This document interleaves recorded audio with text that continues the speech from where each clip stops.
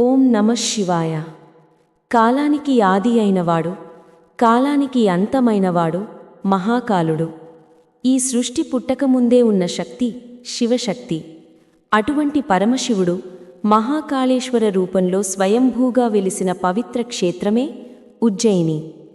భారతదేశంలోని 12 జ్యోతిర్లింగాలలో అత్యంత విశిష్టమైనది, దక్షిణాభిముఖంగా ఉన్న ఏకైక జ్యోతిర్లింగం మహాకాళేశ్వర జ్యోతిర్లింగం.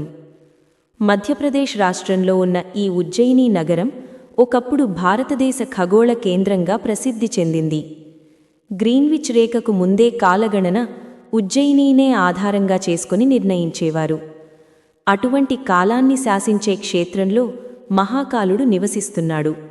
భక్తులారా, ఇప్పుడు ఉజ్జయినికి ఎలా చేరుకోవాలో తెలుసుకుందాం. విమాన మార్గంలో వస్తే సమీప విమానాశ్రయం ఇండోర్. అక్కడి నుంచి ఉజ్జయినికి సుమారు 55 కిలోమీటర్ల దూరం మాత్రమే ఉంటుంది. టాక్సీ లేదా బస్సు ద్వారా గంటన్నరలో చేరుకోవచ్చు. రైలు మార్గం ద్వారా ఉజ్జయిని జంక్షన్ ఒక ముఖ్యమైన స్టేషన్. హైదరాబాద్, చెన్నై, బెంగళూరు, ముంబై వంటి ప్రధాన నగరాల నుంచి నేరుగా రైళ్లు అందుబాటులో ఉంటాయి. రోడ్డు మార్గంలో ఇండోర్, భోపాల్, రాట్లాం నుంచి తరచుగా బస్సులు నడుస్తుంటాయి. ఉజ్జయినిలో ప్రవహించే పవిత్ర నది క్షిప్రా నది. ఈ నదిలో స్నానం చేస్తే పాపాలు నశిస్తాయని భక్తుల నమ్మకం. ప్రతి 12 సంవత్సరాలకొకసారి జరిగే సింహస్థ కుంభమేళా కూడా ఇక్కడే జరుగుతుంది. ఇప్పుడు మహాకాళేశ్వర జ్యోతిర్లింగ మహత్యం గురించి తెలుసుకుందాం.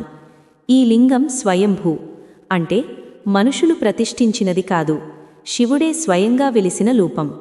ఈ లింగం దక్షిణం వైపు చూస్తూ ఉంటుంది.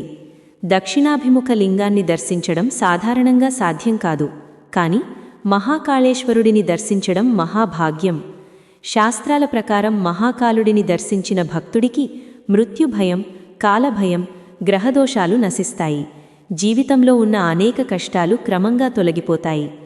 మహాకాళేశ్వర స్వామికి ప్రపంచ ప్రసిద్ధి చెందిన సేవ భస్మ ఆరతి.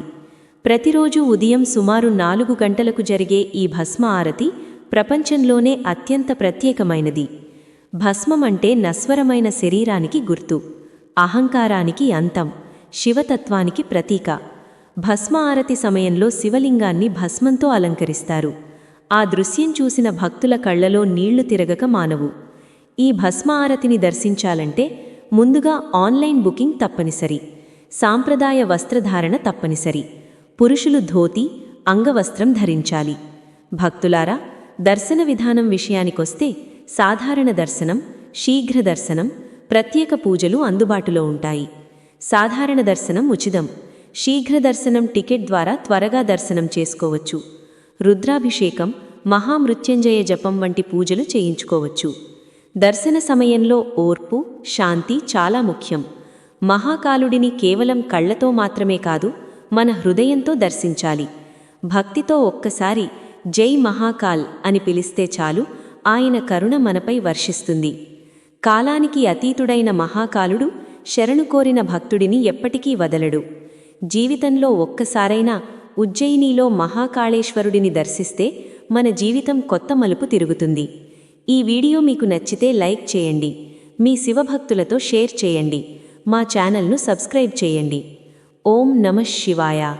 జై మహాకాల్.